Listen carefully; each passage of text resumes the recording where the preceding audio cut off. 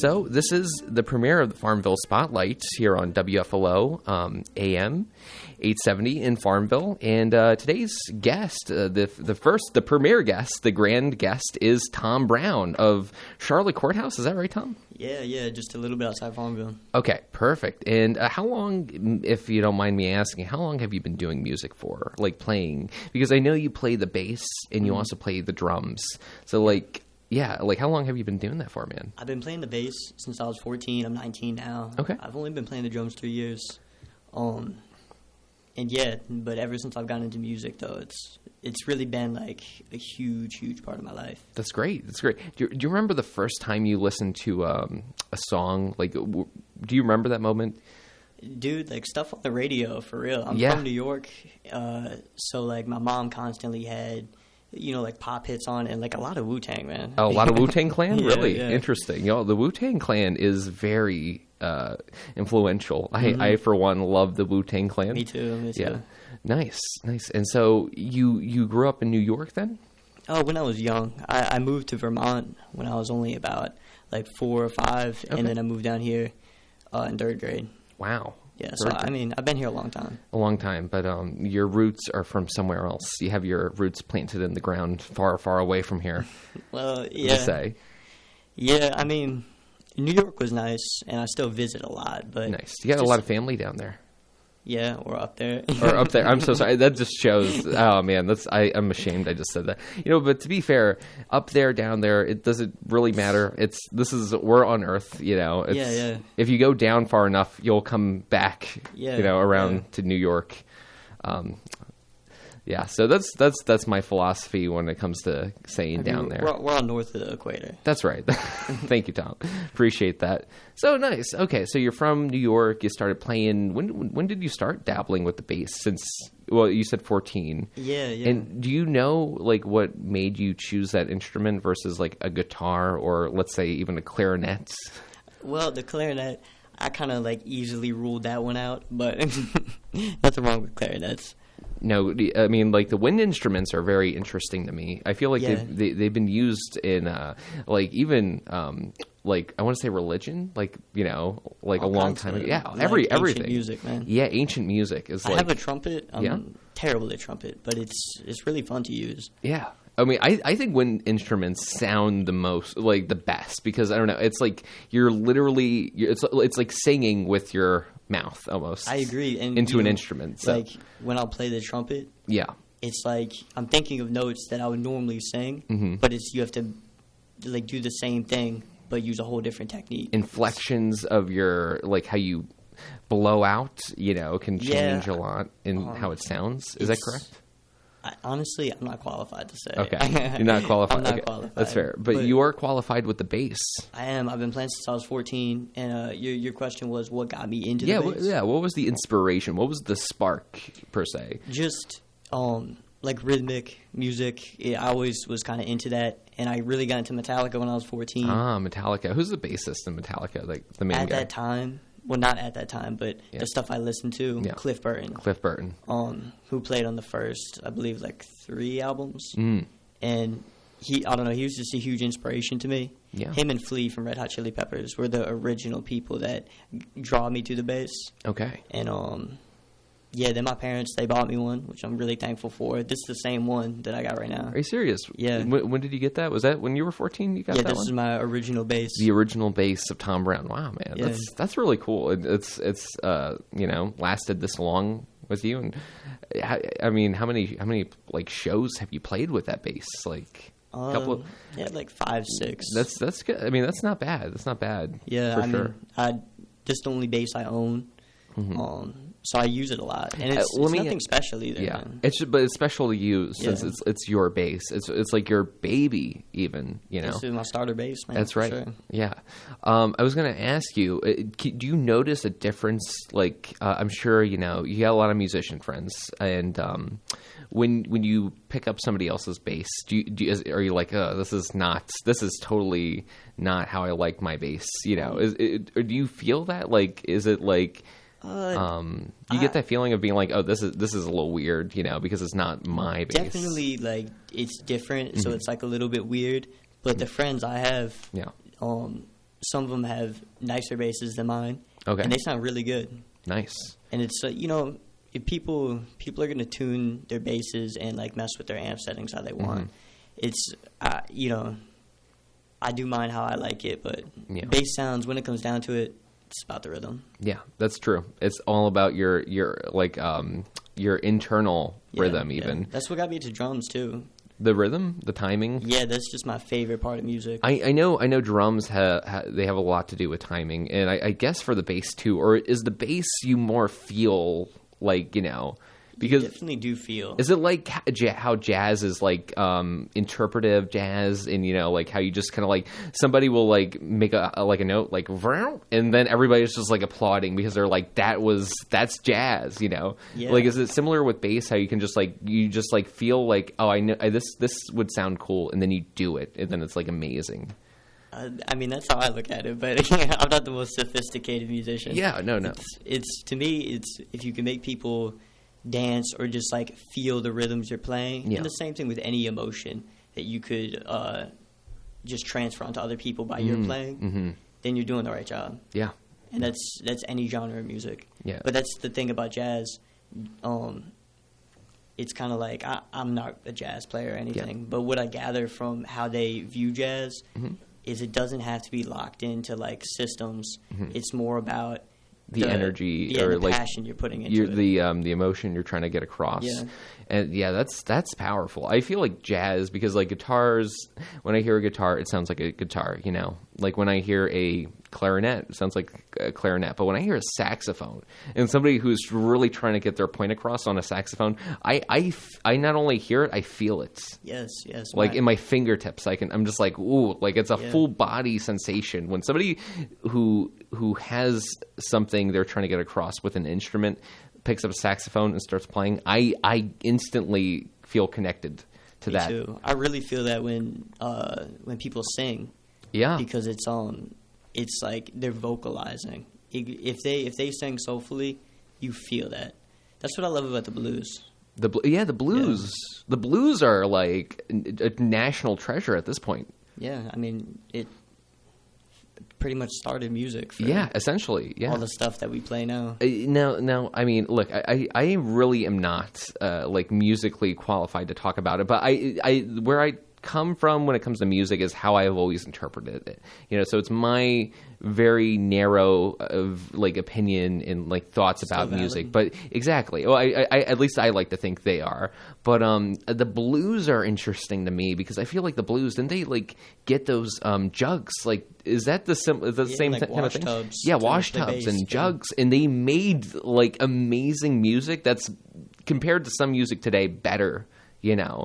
Not all, but I mean, like, it's amazing what you can do when you have and I think it comes down to what you were saying about the rhythm and just like feeling that, and that's about timing and like about the bass. Just like, if you have that, you will find something to use. Mm-hmm. That's why the drums and bass go hand in hand. They're like a couple almost. It's because when people start to learn bass to play along with drums, one of the first pieces of advice you get is, okay, when they hit the bass drum, the kick drum, try to match your notes to the same timing as that, because then you guys lock in on the groove, and you can expand from there. Yeah.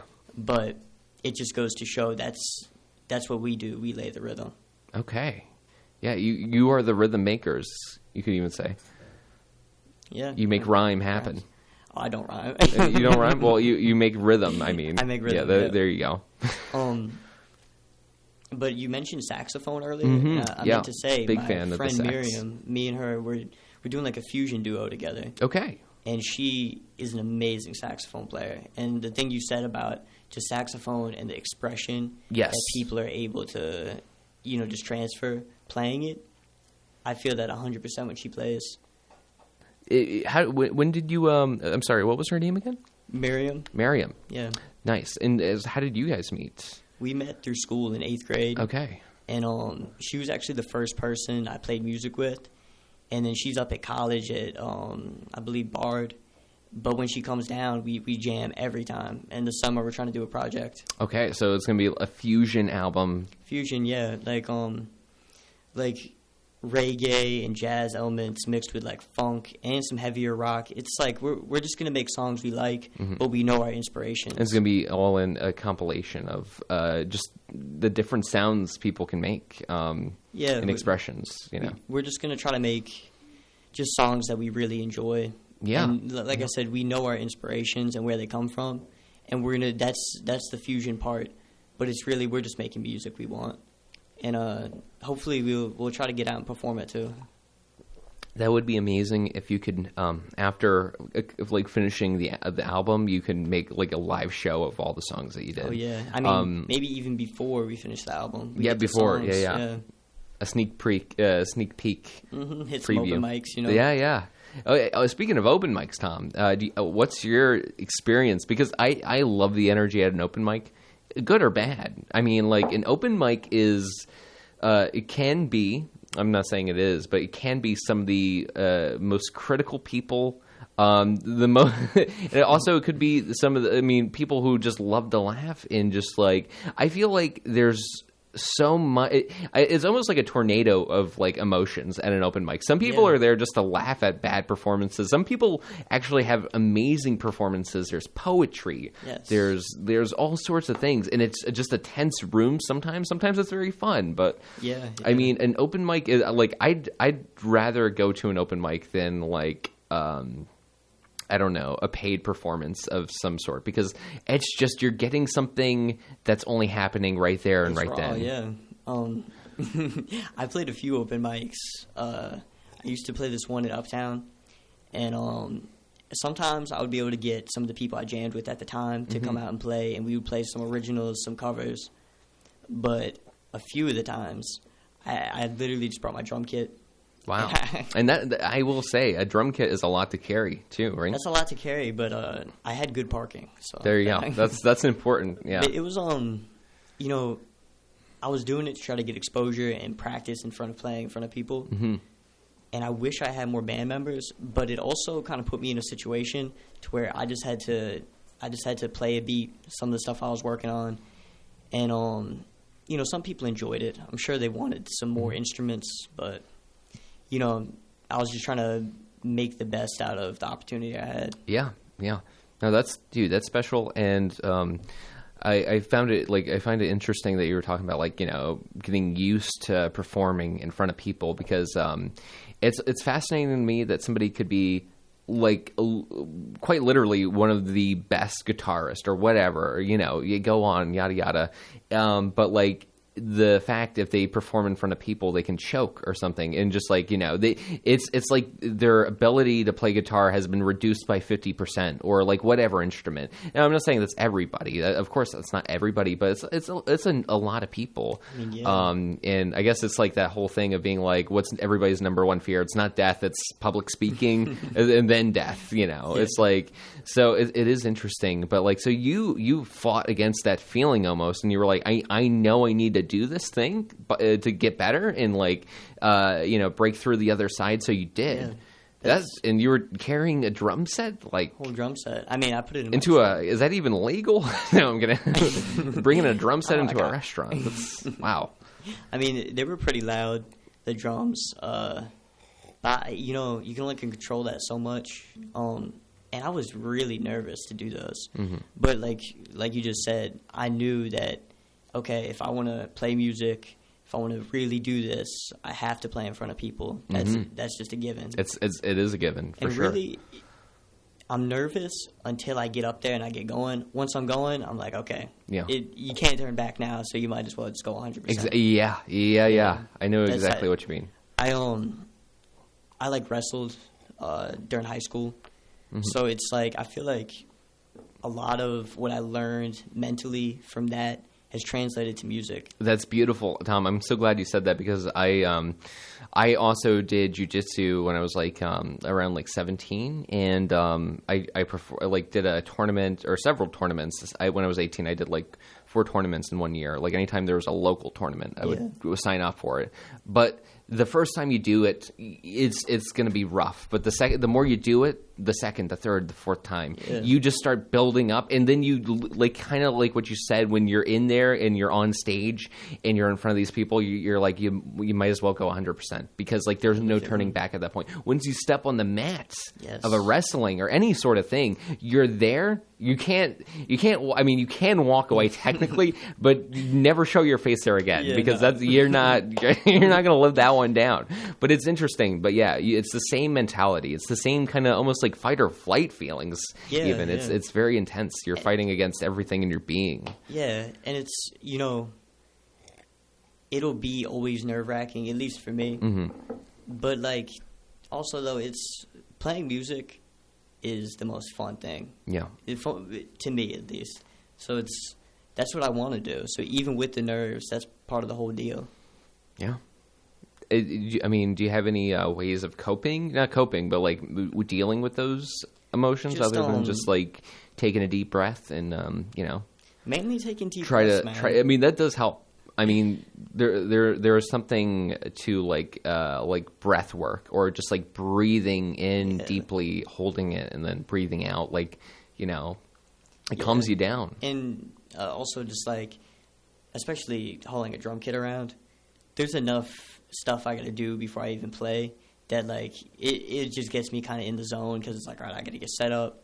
I got to make sure I'm hydrated. Mm-hmm. I got to if I'm playing with other people, we got to go over parts and stuff. Yeah. Sometimes you'll be nervous, but there's almost not time to be nervous. Yeah, yeah. And that's part of it. If you commit, you got to go 110, Do you almost feel like you can see yourself when you're in like that intense state? Because I feel like I've done some open mics, like performances, not with music, but like other ways of self-expression. But I've noticed that like if I'm up there and I'm just like rolling with it, I almost like I'm not even like in my body. Yeah, I like start to like float away for like rush, it is an adrenaline rush. It's like a high. Like you don't know what happened, and then you get off stage and you're like, whoa, what was that? I agree, man. Yeah, that's intense. Now, Tom, I don't want to throw this upon you, but you did tell me you've been working on a piece for quite a while. Do you want to talk about that piece, like where it came from? And just for the listeners, we're talking about the bass. He's been working on a piece on the bass for I think 2 years. Did you say or no? When I was like 17, I was messing with some arpeggios on bass, and I just liked the progression. But then about 6 months ago, I picked it back up. And I've just really worked on it because it's really not meant for a bass. If I played it with other instruments, I'd be playing something else. But to me, it's a beautiful piece. And that's why I want to play it today. Okay, yeah. That's exciting. Before you go ahead and play it, I did want to open up the phone lines for people. Sure. If you have any questions for Tom Brown, our guest today, or First Edition Tom, you can call in at 434-394-0924 is the number. Again, that is 434-394-0924. Maybe you have a question for Tom, or if you have a song request for Tom, maybe he can play it on his bass, maybe not. We can see, and I think that might be exciting. So we'll just leave that open. But Tom, I mean, whenever you're ready, man, I'd love to hear that piece. Yep, you're good. Just start playing when you feel it.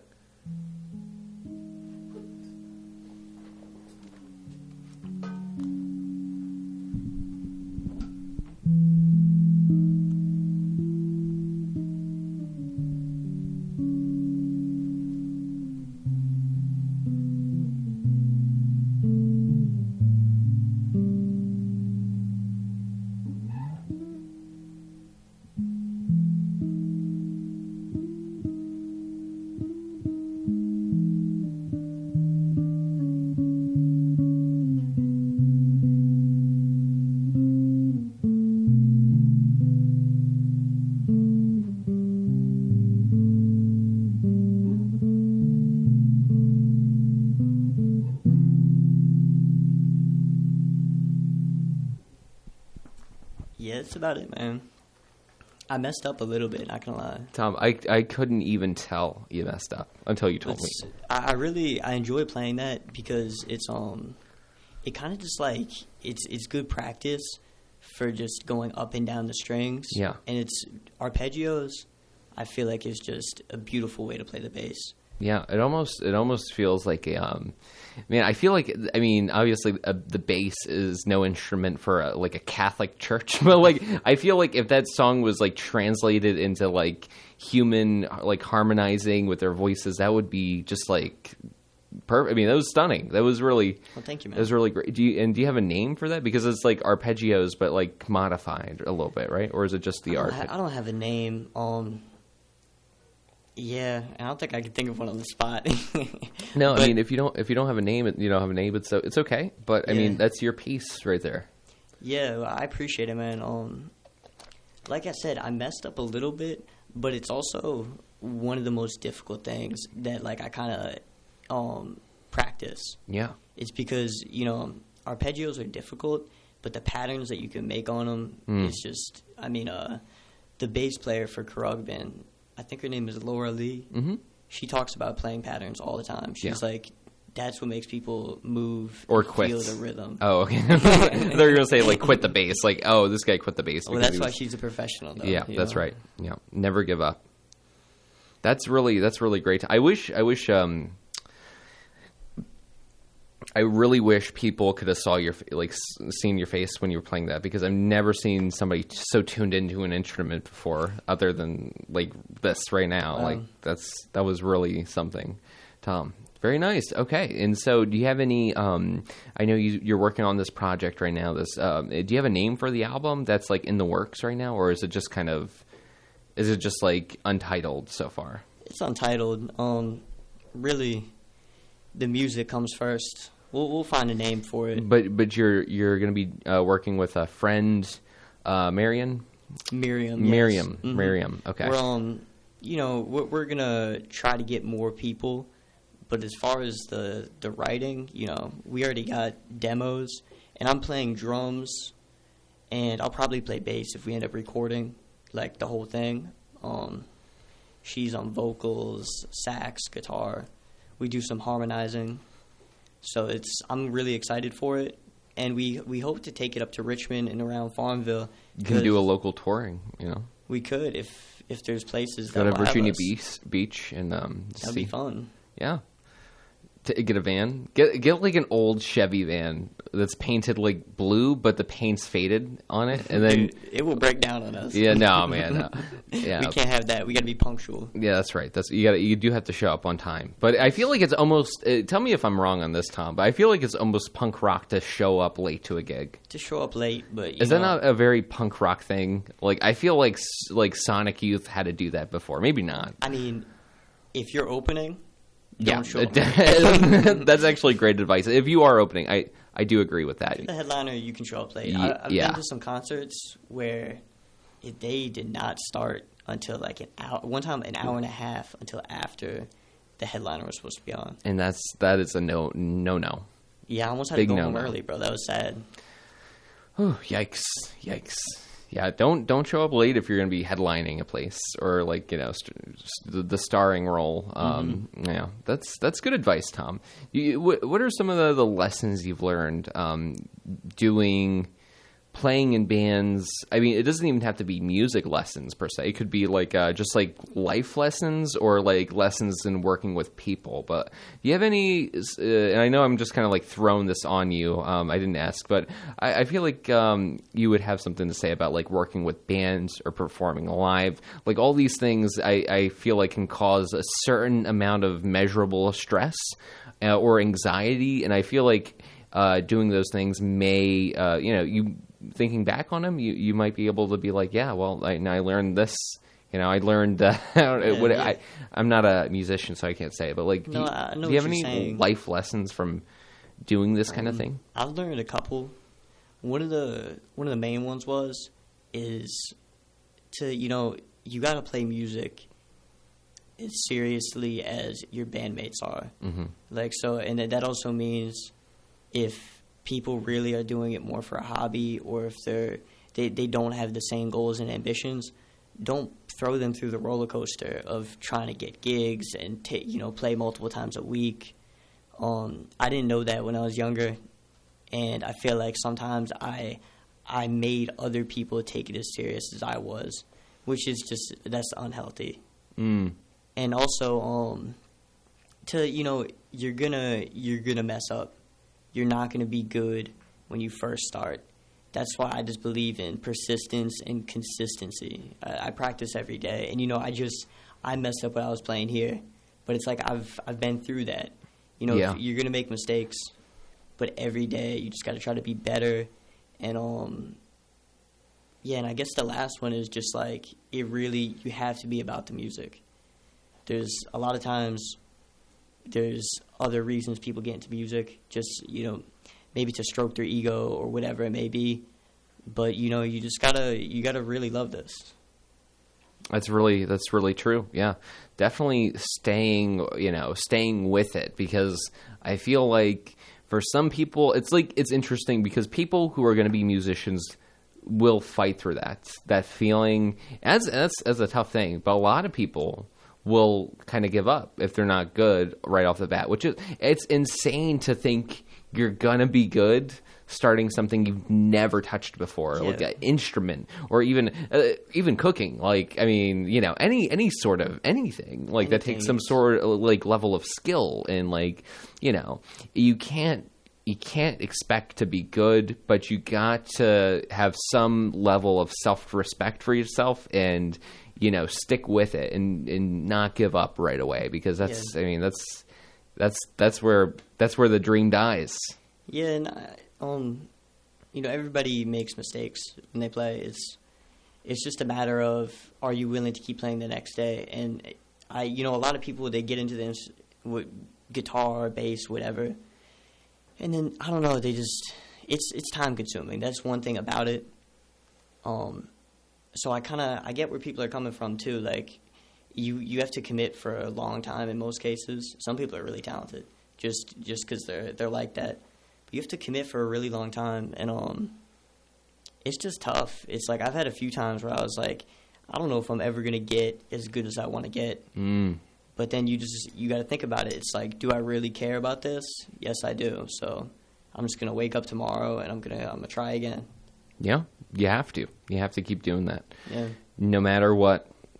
That's man, Tom. You're dropping a lot of nuggets of wisdom, I would say. A lot of great stuff with that. I mean, you get it, man. Doing the open mics you've done, you got to be persistent. I've done a lot of open mics, and persistence is key. And even I think it's somewhat normal. Even this is the whole thing. You're going to get thrown off track, at some point. It's all about how you handle that. You're not gonna go 1 week and then it becomes 2 weeks, 3 weeks, and you get thrown off course, and you're like, well, I'm not even sure if I'm gonna go. You're gonna have that thing, but it's all about how you handle that moment. Yep. It makes the difference. You gotta keep fighting for it, and you gotta keep persisting.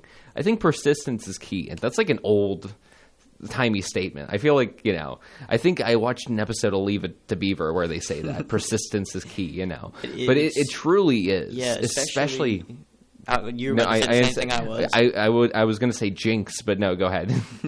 Especially like comedians, musicians, it's a lot of really good musicians and comedians that almost fly under the radar. So it's like you really got to work, and being in Farmville, I love Farmville, but I just can't wait to get up to Richmond. Yeah, bigger music scene, definitely. Bigger music scene.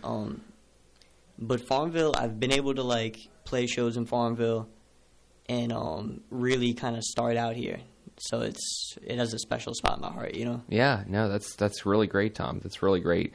Live. I like how you were talking before though about the live performances. Not to harp back on a previous, like what we previously talked about, but I think it's just so important that like doing something live.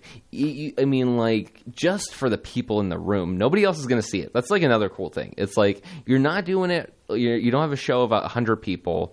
You have a drunk guy at a bar, somebody that's on a date, and like somebody who's looking at and like watching and paying attention. You have like one person And like I'm talking about like a bad in the sense of a bad open mic, just like a lot of open mics are hit or miss. You know, I mean some are slammed, some are dead, and that's just that's what you deal with when you go to open mics.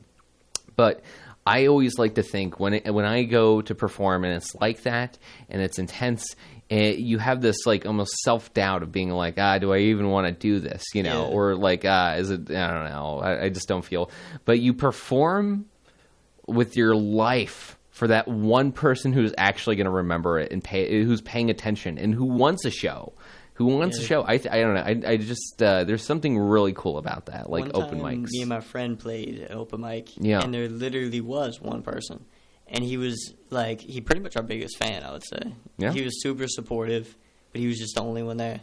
That's beautiful. That is beautiful. He was so supportive though. It was like it made it worth it. Yeah, that's how music happens, man. That's how the dreams come true. You know, that's beautiful, Tom. I don't want to hold you up too much longer, but like you said, I guess we'll just kind of run by everything again. You got an album coming out with your friend Marion. I'm going to remember that. Just a project. We don't know what it's going to be. Exactly. We have 4 or 5 songs right now. It's an experimental piece of music. It's fusion. I wouldn't say that we're doing something that people haven't done before, because that'd be a lie. Yeah, but you're doing it your own way, your own interpretations, and I think we're just expressing ourselves with hopes to just have people enjoy it and just really just express ourselves fully. Yeah. Okay, and that's going to be coming out. And when it does come out, do you have any where could people listen to that? No idea. Really, the whole goal for the project is to make the music over the summer. Yeah. Go perform it. If we want to record it, we will. But there's no set expectations. We're just trying to have a good time, be on the scene, play music. All right. And can people catch you at any open mics locally here? Me and Miriam plan on playing the Press Club open mic one of these months. Okay. Outside of Farmville, inside of Farmville, I'm sorry, not really other than the Press Club.